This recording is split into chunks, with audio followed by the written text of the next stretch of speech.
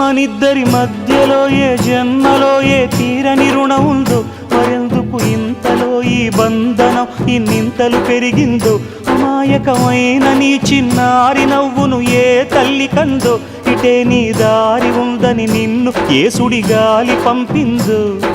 పాపం పుణ్యం దేవుడికెరుక, పేదకు దొరికిన బంగారు కణిక, పాలు వెన్నాలేవని అనక ప్రేమను తాగి పెరగవెసిలక.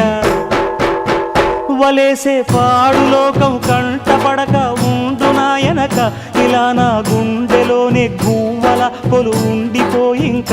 ఇటే పోస్తే ఎమున్నైనా నిలేస్తానే, మరింక ఏ కీడు నీ వంక రాలేదు.